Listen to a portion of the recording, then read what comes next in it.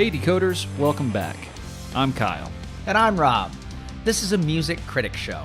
We are not music experts, just a couple of buddies from the Midwest with nothing better to do than listen to music and talk about it. Sometimes our discussions get a little crazy, so we decided to record it and share it with you. Every week, we'll bring you our take on music in a way you may or may not have thought about before.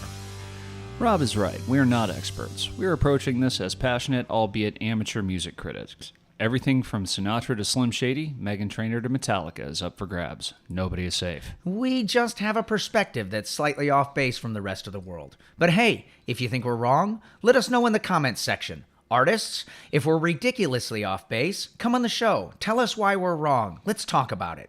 Either way, this is our perspective. Deal with it. Be sure to like, share, subscribe. Play it a little too loud in your cubicle, play it a little too loud in traffic, and just plain word of mouth. Let your friends, family, and coworkers know we're here. If you really like what we do here and you want to support us directly, hit us up on patreon.com/lyricsdecoded for special additional content. We'll do our best to keep things family friendly, but we make no promises. It may come off the rails from time to time, but we'll do our best to reel it back in. With no further ado, welcome to Lyrics Decoded.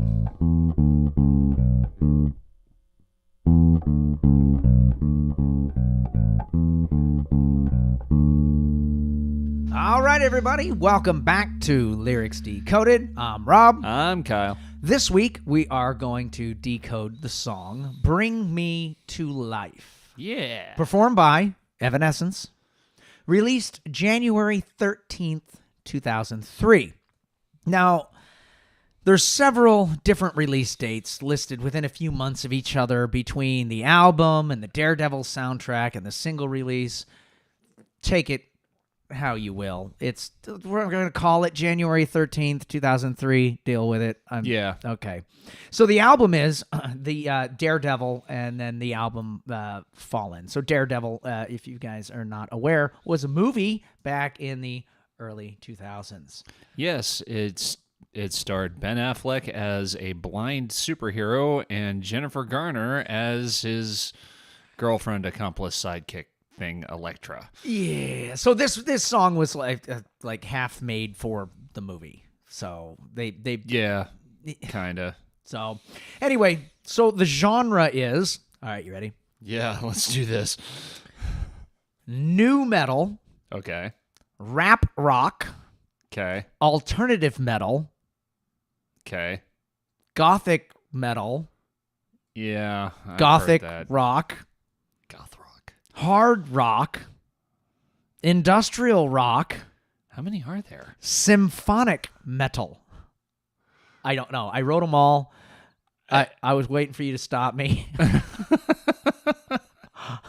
I don't know what all that is. If you have to use 1, 2, 3, 4, 5, 6, 7, eight different descriptions for your own genre, And they all have a metal or rock in the label? then it's just metal rock. Yeah. That's it. Just call it that. I get it. I get you want to be in a subcategory, whatever. All right. So anyway, so written by Amy Lee, Ben Moody, and David Hodges. Studio is Ocean.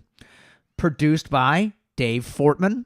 Label is Wind Up. And the music video, there is a link in the sources to the music video, which we had an opportunity to watch. You just watched it, right? Just watched it. Yeah. So I watched it a few times when I was researching this episode. So I found out that there is a 2002 demo of Bring Me to Life, which doesn't include the rap part. Yeah, they really did not want that rap part in there. So but there was also a release for the 20th anniversary in 2023 where they released the song without the rap part in there. I've not heard that, but I know that Amy Lee has spoken at length that they really, really did not want to have any kind of rap in it, and the producers were basically like, we will put together this album for you, but this song will have it in it. Well, it was because, and I'll go into a little bit more detail about it later, but it's because of the Daredevil soundtrack. They needed the back and forth for the two different characters, for Ben Affleck and Jennifer Garner. I didn't know that. Elektra, Daredevil, whatever you want to call them. Yeah. But yeah, so it would have the back and forth between the guy and the girl part. So that's what they were wanting. But yeah, so there is a version of the song without the rap in it. Never heard it. I had never heard it either.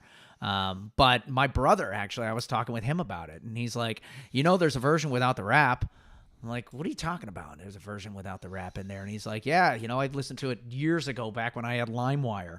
I'm like, so apparently it had leaked out in the early 2000s, and he was hip enough to have a copy of it back then, when it wasn't even released until 2023, but it shows a remastered 2002 demo of Bring Me to Life. So the demo somehow slipped out, and my brother had a copy of it. Wow. I know. It was pretty cool. So I looked it up, and I included it in the episode. And I looked it up. I have a link in my sources to it, too. It's actually, it's pretty cool.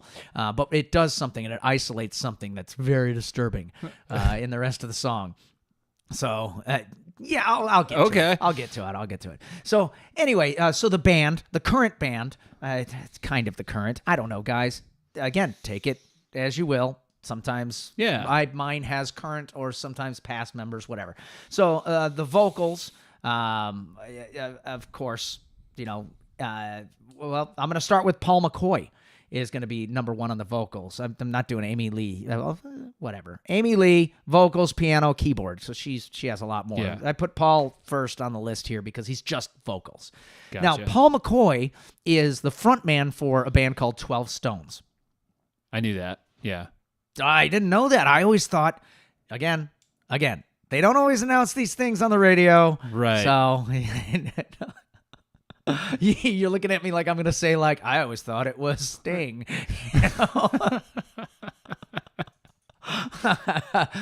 No, it's Kimbra.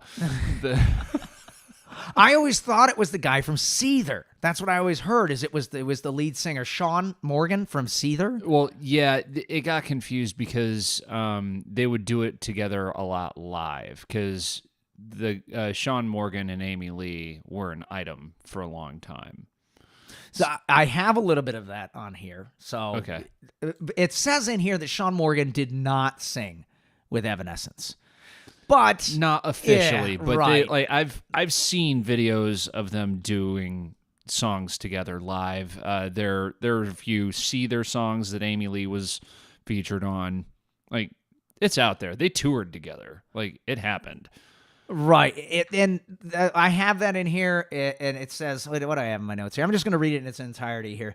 It says, vocals, Paul McCoy, 12 Stones frontman, not Sean Morgan. So, Evanescence, the Evanescence references that Sean did not sing with them regularly. They did have a brief relationship.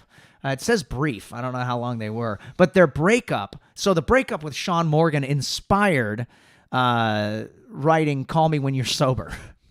So that's directly related to Sean Morgan, apparently. Yeah. So, but Sean did sing with the band, but he would step in for John LeComp, and John LeComp would do some of the screaming part, and that's the part that's left in if you remove the rap, is this horrible screaming part that you'll know it when I get to it because you've heard this song done enough in karaoke that there's a separation at one point in time during the rap, and you're like, why does it sound like that? Well, it sounds like that because John LeComp can't scream or sing or do anything right, apparently. I'll just burst your bubble right now. It's that I've been living a lie. There's nothing inside. It sounds like he's screaming from the inside of a paper bag. And yes. Yeah. That's why, because it's John LeComp. It's not Paul McCoy. Paul McCoy's doing the rap, and then you got John LeComp in the background going, rah, rah, rah. That's why it sounds so separated from the rest. Now, that's the part that, at least from what I looked up, that Sean Morgan would fill in for. So they apparently walked over and said, John, shut up and sit down. And then Sean, I mean, like, Sean's just here to enjoy the concert. He's sitting in the front row. Now pull him up to do this part because you can't do it worth a shit. And that's what I've been reading online. Nice. So, yeah, apparently. So, So in order for Bring Me to Life to be included on the Daredevil soundtrack, it had to be recorded for the rest of, it had to be recorded before the rest of the album. So they used session musicians for the recording, then included it on the Fallen album. So session musicians, the fill-in musicians, that's who's playing Bring Me to Life, not the same people. So it was like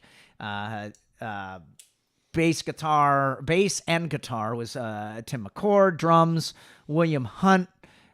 But then it also, William Hunt, I guess, fills in a lot.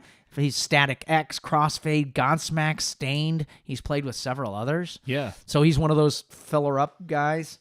That didn't sound right. No, it really didn't. So guitar, Troy McLawhorn and John LeCompte. Bass is Emma Anzai. Anyway, some other past members, Ben Moody, David Hodges, William Boyd, Rocky Gray, Terry, Jen, whatever. So lots of past people and fill-ins and whatever. But the point of it is that Bring Me to Life was recorded before everything else with some sort of interim fill-in musicians, and they had to record it with the rap part to be in the Daredevil sound. They had to do a lot of stuff to make it work with this. But I'll tell you, Amy Lee was very adamant that she did not want the band to be called nu metal. Yeah, she's very opinionated, to say the least, about the titling and the naming. Part of the reason why there are so many band members and past band members is because she is reported to be very difficult to work with as well. Real Axl Rose, huh? If you got those two at the same party, it might be a difficult party to stay at. So regarding the early classification of Evanescence as nu metal, Loudwire said that this occurred due to their debut album being released at a time when nu metal was essentially at its peak. And they were one of the only bands fronted by a woman that was headlining a massive rock and metal festivals with Korn and other ones like that. So putting them in the same category was appropriate. What? What? You classified them because they were on tour with others that sounded like that, but they didn't actually sound like that. But you wanted to put them in that. That's what I'm reading. Am I reading that right? The only reason, yes, but the only reason I would put Korn and Evanescence in the same bucket is because they were both famous at the same time. That's it. Like, I wouldn't put Evanescence in nu metal. I wouldn't either. Like goth metal, sure. Like they kind of like really carved out their own space in that area. But like when I'm thinking nu metal, I think Slipknot, Limp Bizkit, and Korn. Evanescence doesn't even come into the peripheral vision until you get out of that nu metal category. Yeah, I don't think so. Let us know if we're wrong. Well, and she says that's one of the reasons why we didn't want a rapper in the song in the first place, because it puts it in a different box. So since that was and she says since that was our first song, that was the main reason for that fear, because branching out and doing different things and playing around in different genres, it's once you get stuck with that classification, it's hard to break that. Well, I mean, yeah, even now, like when you see the music festival ads pop up on Facebook, if you see Evanescence, chances are it's with Korn headlining or, like on a 4-day festival where you've got 25 bands all lined up. You'll have Limp Bizkit, Korn, Slipknot as like Friday, Saturday, Sunday as the headliners, and Evanescence is usually somewhere like the middle of the day on Friday or Saturday. I think there's an easy sidestep with Evanescence. Oh, yeah. But there still doesn't make them the same classification. Right. But that makes it really difficult, man. I'm surprised that they got as big as they did because of well, that's a wrong way of saying that. I'm glad that they got as big as they did despite the classification. They didn't want the new metal classification. They got classified as that because they were coming out along with because of proximity. And, and then they didn't want the rapper, but they got him anyway, and and that's their first big hit. I'm glad that they were able to continue on. Yeah. I've said this for a long time. I got really tired of early, mid, late, really 2000s, the 2000 women singers specifically, because too many of them were just talking.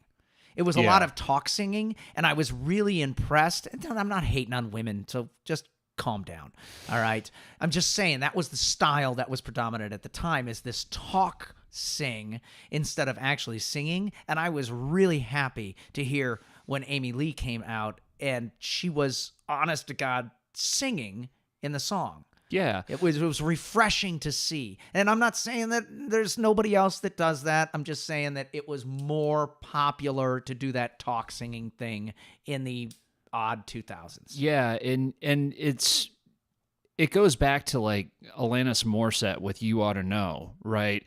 She would sing the choruses, but I think that song got so popular that it just carried on. Yeah, everybody tried to repeat that. And Evanescence really broke that, where it's like, hey, it's okay to sing with a projected voice. You don't have to just whisper so angry into the microphone. Yeah, and it's okay to sing through the whole song, too. Yeah. And I think that's the problem with Alanis Morissette. What people took from Alanis Morissette is she would talk, then sing, and sing phenomenally.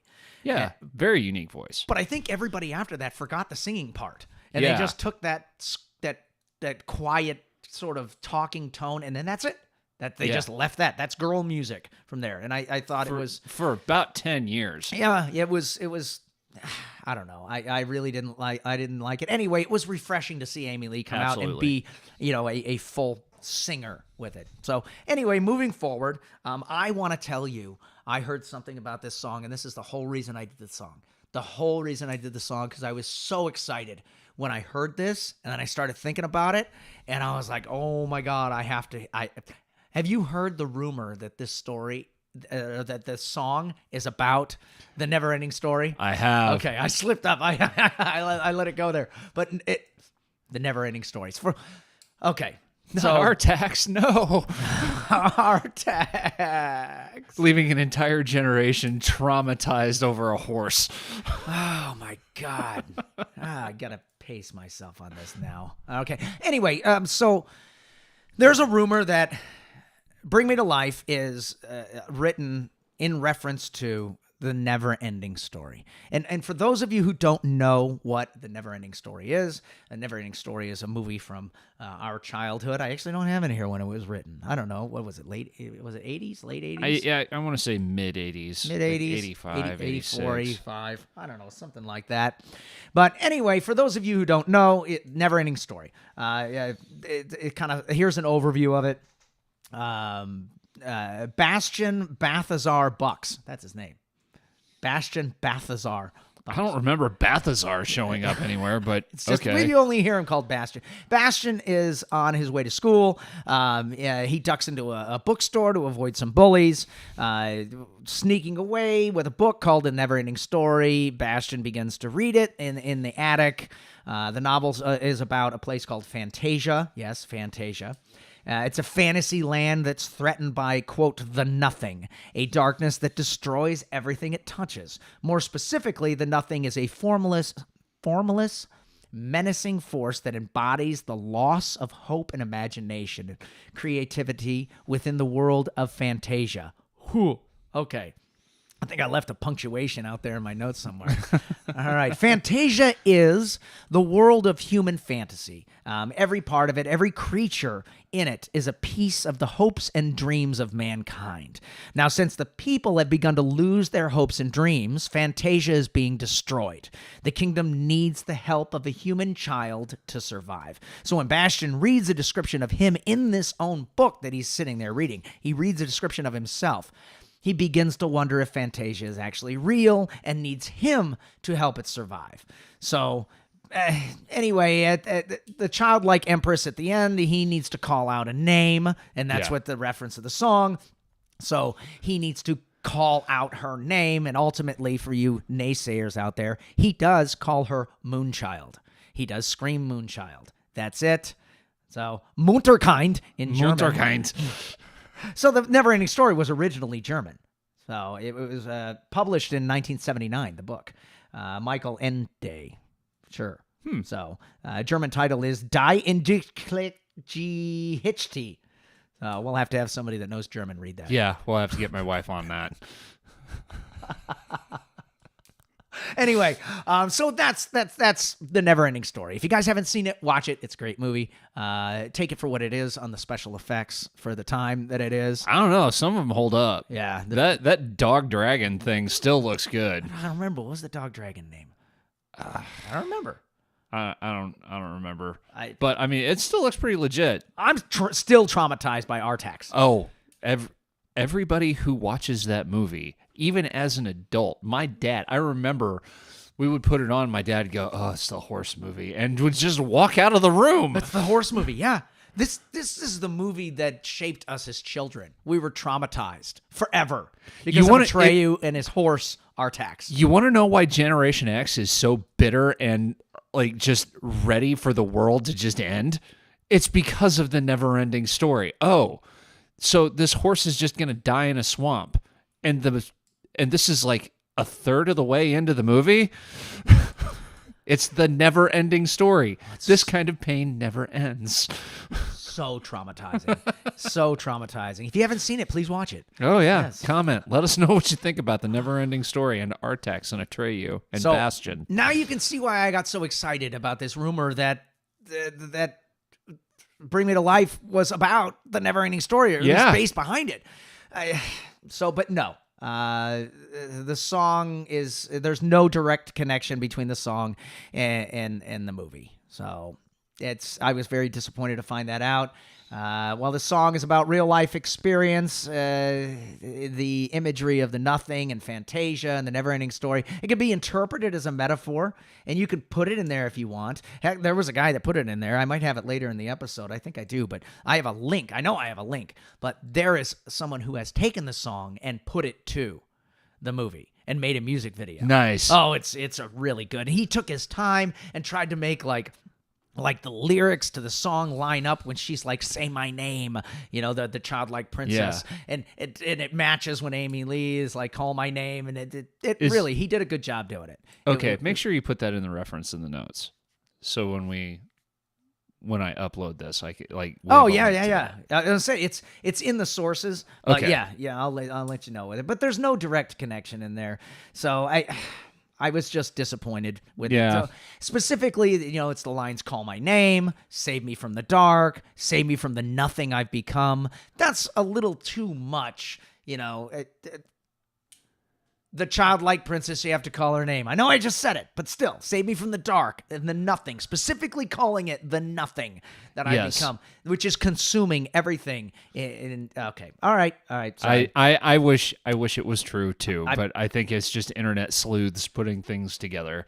I was just highly disappointed. I got way too excited about it. So, all right, now that we got all that behind us, because I'm sure that some other people were excited to say, "Oh my God, they're going to explain to us about how Bring Me to Life is about the never-ending story." Nope. Artax dies. That's it. Social impact. The song received a generally positive reception, with critics praising Lee's vocals and melody. One of Evanescence's most commercially successful songs. A lot of yeses. Bring Me to Life charted at #1 in Australia, Chile, Colombia, Italy, Scotland, lots of places. I'm not reading them all. Lots of places. So now AllMusic's Johnny Loftus, I think we've heard from him before. Anyway, calls the song misleading due to the vocal duet, but flawless. So he calls it misleading but flawless. Pretty big flaw is that it's kind of misleading. New York Times said, "Bring Me to Life floats like a butterfly, stings like a bee, then hits like a brick." Okay, Muhammad Ali. That's great. I know. I was like, look, either just steal it and end there. Don't add on to the Yeah. like that. That was, yeah, low-hanging fruit, I guess. Absolutely. So, Ann Powers from the Los Angeles Times said, it's a mix of voluptuous singing and metallic guitar. That's an interesting use of the word voluptuous. I Did your lover write it too? Oh, you ruined later. I've got a lover quote in here.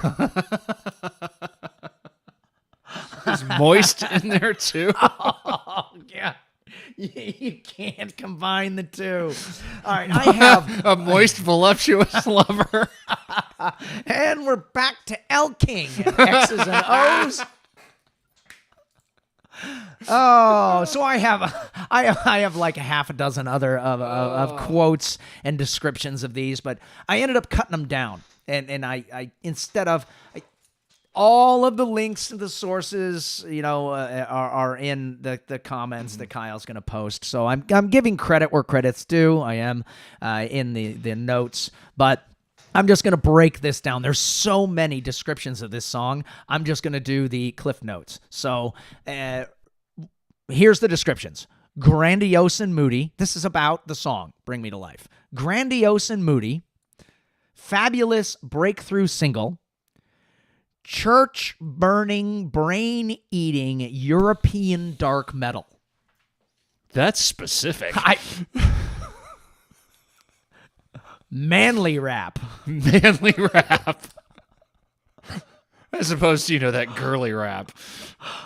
Here's one very creative. Not good. Soaring voice, both with and against the rap-infused gruff. Okay. Annoying faux rapping. Okay. Yeah. I'll give it. It is faux rapping. It is faux rapping for sure. It's not good. Oh, he went to the Fred Durst School of Rapping. Oh, yeah. Oh, God. So, little bit of Rob and Kyle history here. When we were carrying, this came out in like our peak karaoke days. Yeah. And there were two people who would sing this song. There was either exactly who you'd expect, who can't pull it off at all, or there was spot on perfect. There was nobody in between. Yeah. And again, like our other songs that we've talked about as DJs, we always had to do. The girl never had a guy to come up and do the rap part, so you had to do the rap part. Yes, I had to do the rap part, and I wasn't there one night, but our boss was, and the spot on perfect singer, she was like perfect Amy Lee impression. Perfect. And then all of a sudden, this lounge singer guy, wake me up inside. It was so bad. I know exactly what you're talking about. It was so bad that the next week, this girl came up to me and said, "You will do this, right?" Like, it stained her memory. Like, she was like, "Everybody wants me to sing this song. I'm not doing it unless somebody can help me." You ever heard an artist called Richard Cheese? That's what he sounded like. Yes. His Richard Cheese. Yes, it was phenomenal, and our fellow karaoke DJs know who we're talking about. Oh yes. Comment if you know. All right, so all those descriptions of Bring Me to Life, that's what a lot of outlets had to say about it. If I would have read everything, it would take forever. I'm not doing that. So, top 5 band songs. So, number 5 is Lithium. What? Really? I don't care what your song is about. You can't name it Lithium. No. You can't. Might as well name it Smells Like Teen Spirit. Hey, me and you, Kyle, we're going to make our new song. We're going to call it Stairway to Heaven. Oh, okay. Yes. Cool. Can we throw Purple Haze in there too? You can't name your song Lithium. Hang on. I've got another one. What if we call the song Let It Be? Has that been taken? I don't think that's been taken. I thought you were going to go. I knew you were going there, but I thought you were going, Hey Jude. Yeah. But yes, number 5, Lithium. And I listened to the song. It's not the same song. It has nothing to do. Wouldn't think it was. Nope, not at all. But it's called Lithium. Out of everything you can name. All right. Anyway, so that's number 5. Number 4, Going Under. Good song. Number 3, My Immortal. Good song. Number 2, Call Me When You're Sober. We know who that was inspired by. Yep. And number 1, Bring Me to Life. So all of those, I really enjoyed those songs, except Lithium. I'd never heard Lithium before, and I was curious on what it is, and so I looked it up, and it's not the Lithium that I was used to hearing, and I had not heard it before. So anyway, Going Under, My Immortal, Call Me When You're Sober, and Bring Me to Life. All of those, hey, I'll give a big thumbs up to. They're very enjoyable, and they are very different in the way that they sound. So anyway, we're gonna get to the video. Are you ready to get to the video? Let's get to the video. Oh boy. Okay. So you know what? I know sometimes I'm not very positive about these videos, but this is a standard early 2000s video. Yeah. I mean, it tells a story in sort of a cinematic fashion, a dramatic fashion, and that's it. If Tim Burton in his Batman days were to direct a music video, this is what you would get. Yep, Underworld. Yes, Tim Underworld. Burton doing Underworld or what, The Crow. Yeah. That's the feel you get from it. Yeah. That sort of, yeah. That dark, wet, moist, voluptuous lover. Stop it. So an Amy, I have an Amy Lee quote about the movie. Let's see. No, we're gonna scan down here. We're not gonna talk about the movie. We're gonna talk. Oh, here's it is. My view of the video, my assessment of the video. Okay, there we go.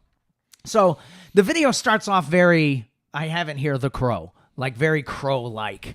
The camera view is flying through a dark, grim city, bit like Batman. First Batman, Tim Burton Batman. You're right.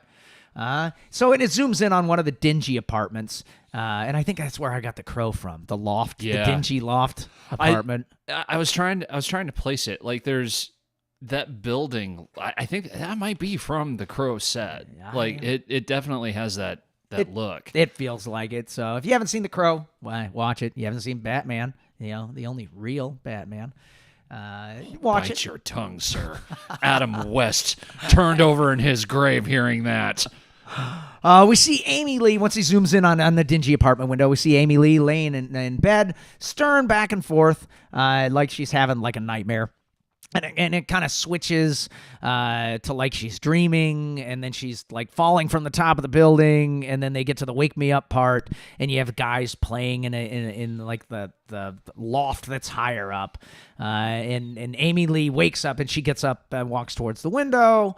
Looks like she's gonna jump, and they like give like a fake jump, and she's I'm standing on the ledge, hey. So she's standing on the ledge. The song continues to go on. She's walking now on the outside of the ledge that wraps around the outside of this building. So as she's doing that, she passes by a couple of apartment windows. One looks like just like a married couple staring at the television. Next is a window with a bunch of balloons at like a Halloween party, or at least people at a party that are wearing masks. I don't know what kind of party it is, but it's right next door to the married couple that's just watching TV, and of course Amy Lee, who's trying to sleep, apparently. So very disrespectful neighbors. Anyway, so she decides that she wants to get to the top of this building, or at least the top floor, one floor above hers. Yeah. So she takes her bare feet and she starts climbing up the wall. The outside wall. I don't know if any of you guys have ever tried to climb brick or stone without any shoes on. I have. It hurts. It sucks. So anyway, I understand it's theatrical, but that's what she does. She's in like a nightgown with no shoes on, and she scales the side of this building. Now it has little ledges that you can put your feet on. I get that, but still, it's not an easy thing to do. It's very uncomfortable. So anyway, she gets to the top of the window, and that's where the band is playing. And one of the guys opens the window, and I think he pushes her. They don't show it. He opens a window and it's like, oh, a gust of wind came out of the apartment and blew me off the ledge. Well, I mean, like this is the guy who's drinking a lot, right? No, that's not it. You're mixing them up. Oh no. So she gets blown off the ledge, and then she she grabs the ledge that she was walking on. She grabs it, and then he gets out and dramatically tries to pull her up. Surprisingly, during the rap part, well, that's when he's pulling her up from the ledge. So, so he's pulling her up. The song continues on, and I showed this to Kyle. I pointed it out to him. She jumped off of that ledge. She jumped. He's trying to help her up. She's flailing around. She's not helping in any way, shape, or form. And then she sticks her feet up on the ledge and launches herself off. Yes, absolutely. It's launches. not supposed to be like that. It's supposed to be, oh, I slipped and then you dropped me. And no, if you look at her body posture, anyway, that doesn't matter. I get stuck on some of those things sometimes, and you know that. So anyway, she falls off the building, and as she's falling, she wakes up, and then she's in the bed, and it was just a dream. So, oh boy, because they say "wake me up" a lot in the song. Yes. So did you wake me up? You get it was a dream Before you go. Yeah. Yeah, different wake Different me up. song, different episode. Dang it. So it's really not a bad video. It's like I said, a tiny little theatrical representation of the song. It's fine. I'm sure there's a Daredevil video out there. I'm sure. I didn't pull up anything except for the official video, so I didn't watch the Daredevil video. I heard the song enough when Daredevil was out, and I watched the movie. But anyway, so that's the video in a nutshell. You got anything to add to it? Nope. All right. So my assessment of the song, the actual song, not the video. We got to separate the video from the song. Sometimes I get those mushed together, but no, my assessment of the song itself. So I've always thought this song was a pretty good lyrical representation of someone's relationship. Like there's two new people starting to get to know each other. She's had, I don't know, some bad experiences in the past, left her kind of closed off. But she meets this guy that really make a connection. She can kind of break out of her shell. She feels like this person can see right through her, and it's refreshing to see that type of empathy and honesty in a relationship. So now she's free to open up and be herself without the fear of being hurt, abused, or taken advantage of again. And that's what's bringing her to life. That's what I have always interpreted this song as. Me too. Pretty straightforward. Until I heard it was about the never-ending story, and then I got way too excited and then disappointed. As it happens. So I know I usually do my assessment and then right into the lyrics. Yeah. It's kind of our format, what we do. I stumbled across this Google interpretation. Like line by line, AI interpreted what this song was. And I'm not going to do the whole song. Okay. I'm not going to do the whole song, but it was just too entertaining. Okay. And it proves why we need the human element in lyrics decoded. Oh, yes. And you shouldn't just do a, hey, Google AI, interpret these lyrics for me kind of thing.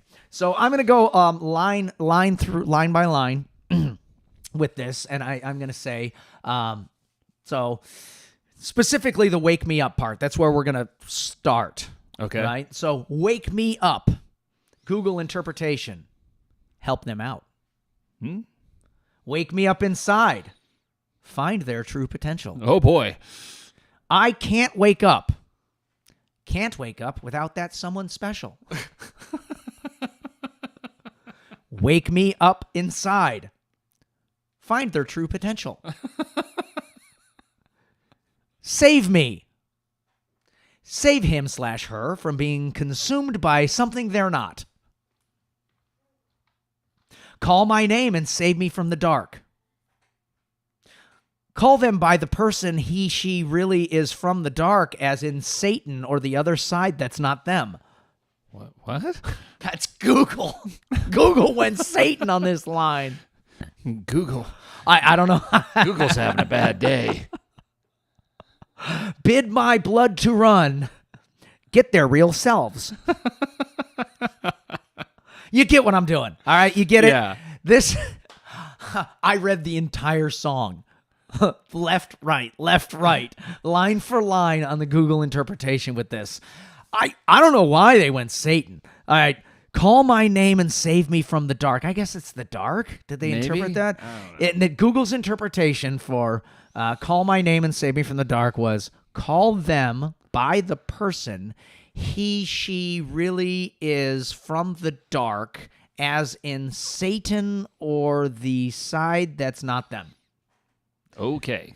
So, guys, when we say support Lyrics Decoded, we really need people like us to stick around and interpret these things. We can't leave it up to AI to teach current or future generations what these songs mean. So please support us. Yes. Patreon.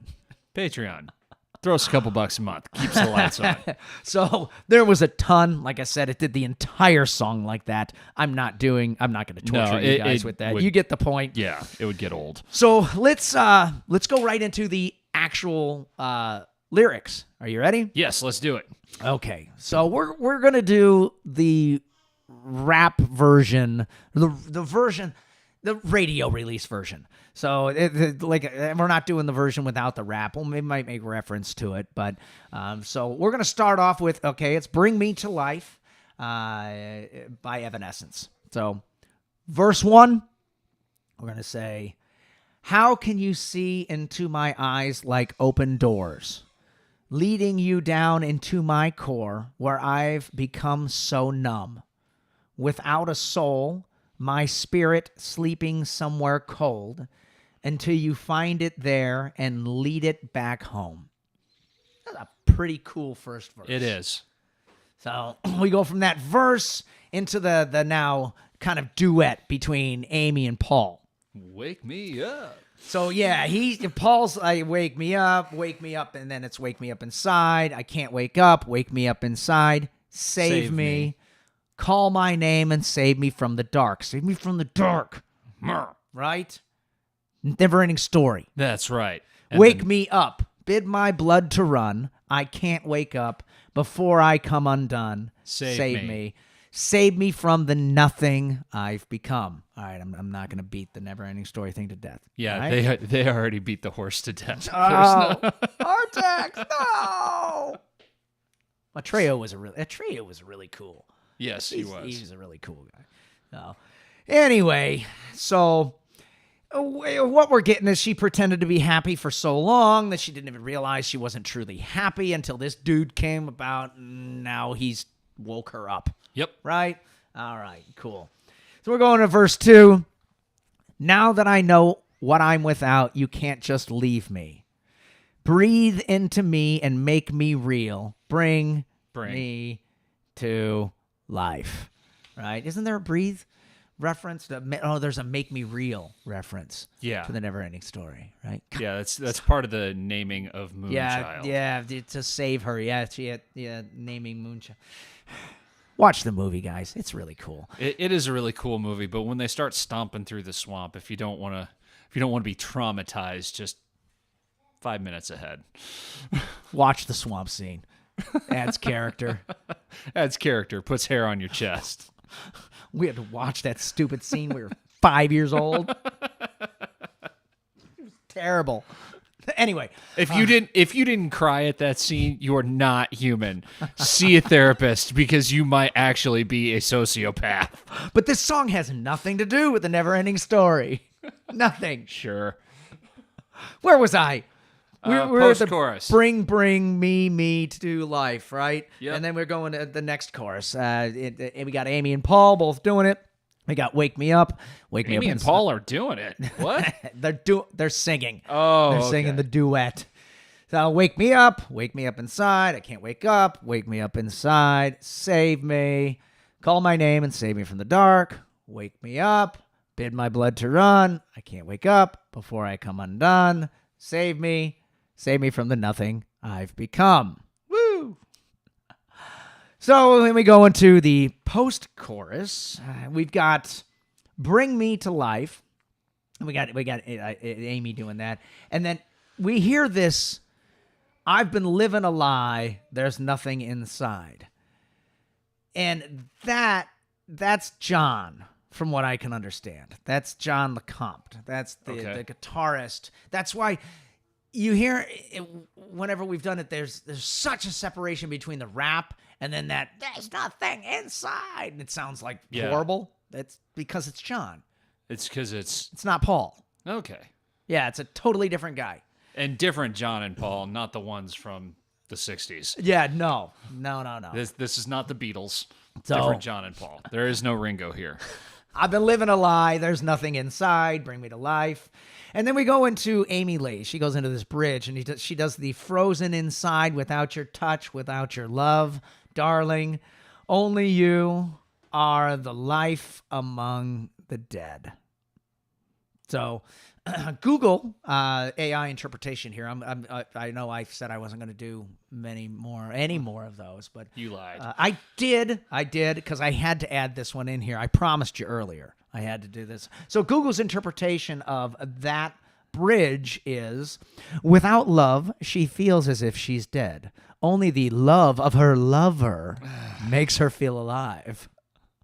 Her moist, voluptuous lover. I told you there was reference to lover. I had to include it. So, all right, we go into the third verse, and it's a lot. It's the faux rap is what it is. Yeah. It's Fred Durst. Frap. It's Frap. Faux rap. Faux Frap. rap. No, it's not Fred Durst. It's Paul McCoy. And he does the rap. "All of this time, I can't believe I couldn't see. Kept in the dark, but you were there in front of me." And Amy Lee comes in and she says, "I've been sleeping 1,000 years, it seems. Got to open my eyes to everything." And then he does the faux rap, "Without a thought, without a voice, without a soul." And then she's done, "Don't let me die here." And then he's like, "There must be something more." And then she's like, "Bring me to life." There you go. I solved "Bring me to life." Yeah. There we go. And then, we do the outro, the chorus again, the "wake me up," the back and forth. And then we do the, again, terrible John LeCompte, "I've been living a lie. There's nothing inside," kind of wannabe scream. And then that's it. So there are the lyrics to "Bring Me to Life." Yay. I know I gave my assessment on it, but we're going to go into online assessment. So online assessment is, Amy Lee became inspired to write the song after talking to a man she didn't know in a restaurant. This man saw right through her and made her realize the emptiness she was enduring. Well, that's a really odd way to say that's how she met her husband. What?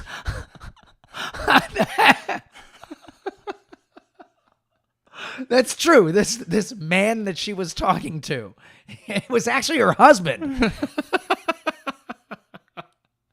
So she said, "I was inspired to write the song when she walked into a restaurant." Let's see. Let me try to find the actual quote. The man was actually her husband, John Hartzler. Amy Lee stated in an interview, her now husband was a friend she didn't know all that well, and when they sat down, he looked right at her and said, "Are you happy?" And she thought to herself, how does this person look right into my eyes? How does he know what I'm feeling? I was taken back. I was shocked. And that feeling that she got with his direct question and the honesty, she felt like him staring into her eyes he was looking right through her. So that's Google's explanation of she was inspired to write the song after talking to a man she didn't know in a restaurant. Nice. So again, folks, when you look stuff up and ask Google about it, sometimes you're not getting the complete story. Is it wrong? Is Google's interpretation wrong? Maybe not. Not really, but it's wrong. So it's not incorrect, but it is incomplete. You're not getting the full story. So the song was written by Amy Lee at age 19 about having been desensitized in an abusive relationship and realizing things she had been missing in life. So here's a quote. Amy Lee quote, "Basically, we go through life every day, kind of doing the same thing, going through the motions, and nothing phases us for the most part. Then one day, something happens that wakes you up and makes you realize there's more to life than just feeling nothing, feeling numb. It's as if you've never felt before and just realized there's this whole world of emotion or meaning that you've never seen before. It's just like, wow, I've been asleep this whole time." That is a fantastic way to describe this song and that type of feeling. Yes. That's really kudos, Amy Lee, for being articulate enough to push that, to really put that into words. Not push that, but put that into words. But here's the actual story about the husband, John. I've got our full quote here. I was paraphrasing earlier, but it says, "The song was actually written about my now husband.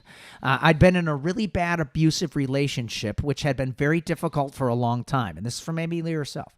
"I thought I was doing a pretty good job of pretending I was okay. But Josh," her now husband, she said, "Josh, this guy I didn't really know well, but I liked a lot. We went into this restaurant while my bandmates were parking the car. When we sat down, he looked me right in the eyes and said, 'Are you happy?'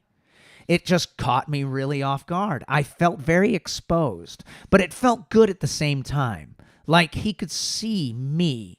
How could you see into my eyes like open doors?" And that's where the inspiration came from. So, from Amy Lee herself, that's where the inspiration came from. And it was personal experience and an eye-opening experience. So, in the same interview, Amy Lee, she had a quote here. She explained how the band chose Paul for the rap. There we go. So we have the interpretation. I jumped right out of the interpretation into other quotes about the song. So there you go. I don't know. I just don't feel like I'm giving it the justice it deserves. I don't feel like I move on like some of the other ones, because it really was a life-changing and eye-opening experience that she personally had, and we don't see that a lot in these songs. No, most of the time it's a really fleeting moment that gets represented artistically, but for her, for this, it was quite a defining moment, and that defining moment became their biggest hit. And yeah, it's going to be really tough to give that kind of a moment the justice it deserves, but we are just a podcast. Buddy. All right. So I'm going to have to move on. I'm going to talk about Daredevil for just a second here. Amy Lee says that Fox was looking for a female voice for the Elektra character in Daredevil. And I think I said Elektra there. Did I stumble over it? Elektra character in Daredevil. I think I stumbled on one of our earlier episodes. I think I said Brian Seacrest when I meant Ryan Seacrest. I don't know who Brian Seacrest is, but then just my brain just remembered brother. that. It's like we couldn't get Ryan Seacrest, so we got Brian. No Ryan, got the Brian. That's close enough. But yeah, sorry. I stumbled over that, then my brain just went back to that other episode because I heard it. I heard it when we listened to it. Anyway, so Fox was looking for a female voice for the Elektra character in Daredevil, and they heard a version of the song that we did with a rap in it. Though it wasn't Paul, they liked it because it fit the scene, which cut back and forth between Elektra and Daredevil. So we'd been friends with Paul for a while, but we also talked to a lot of other well-known vocalists who wanted to do the rap. Either their label or their manager would shut it down at the last minute and say, "This is going nowhere."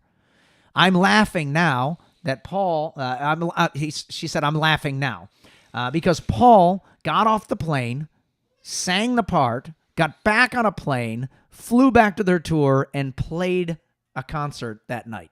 Wow. So he walked in, bang, take, done, flew out, back to his tour. Fantastic. Good job, cool. Paul. That's pretty cool. So I got some quotes here. Woo! Yeah. So Bring Me to Life is about discovering something or someone that awakens a feeling inside of them that they've never had before. You discover there's a world that's bigger than just your safe bubble. All right. Alrighty. Another fan quote. Fan quote about John LeComp, former guitarist and bad screamer yeller. How can I say this? Oh, shit. I forgot about this quote. Okay. Fan quote about John LeComp. How can I say this as heterosexually as I can? F me, he was a tightly packaged slab of high-quality man meat, which does count for a lot when it comes to stage presence. As you said in the beginning, if you were attempting to say that heterosexually, I do believe, sir, you failed. I don't know exactly what you were going for there, but you definitely made a statement. That's cool. If that's the way you feel, that's cool. But you don't lead off with, how can I say this heterosexually, and then say that line. What? Yeah, that was... You can't lead off with that. You're okay to say that if you want to say it, but you can't lead off. Yeah, that's like saying, yeah, I really just want to keep calm, so I'm just going to sit down with this cup of coffee. Like, it doesn't... Those two things don't work together, bud. Well, there it is, Decoders. Bring Me to Life by Evanescence on Lyrics Decoded. A song that has absolutely nothing to do with the movie The Never-Ending Story, even though the lines make perfect sense in context. Okay, all right, I'm sorry. Yeah. Let me redo that. Last time. Okay. It's a song about reawakening the spirit and emotions to a new perspective after being desensitized from a difficult situation. A cry for help and a desperate plea to be shaken from a state of numbness. So she has become so used, it's refreshing to release and experience genuine emotion in life again. Thanks again for listening, and we'll see you next week on Lyrics Decoded. See you guys.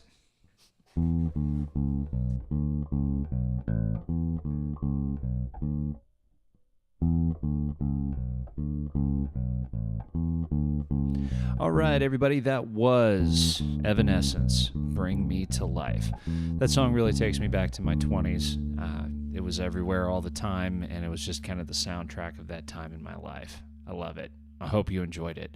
If you'd like to support us directly, please hit us up at patreon.com/lyricsdecoded. It's how we keep the lights on. Please support the podcast any way that you can. Another way to support us would be to share us from Apple Podcast, Spotify, Amazon Music, Podcast Index, iHeartRadio, Podcast Addict, Podchaser, Pocket Cast, Deezer, Listen Notes, Player FM, Overcast, Castro, Castbox, Good Pods, True Fans, and anywhere else you can find a decent podcast. Remember, turn us up too loud in your cubicle. Turn us up too loud at the family reunion. Turn us up too loud in traffic. Really just tell people we're here, because word of mouth really is the best way for us to get spread. As always, have a great week. We'll see you next time on Lyrics Decoded. Bye.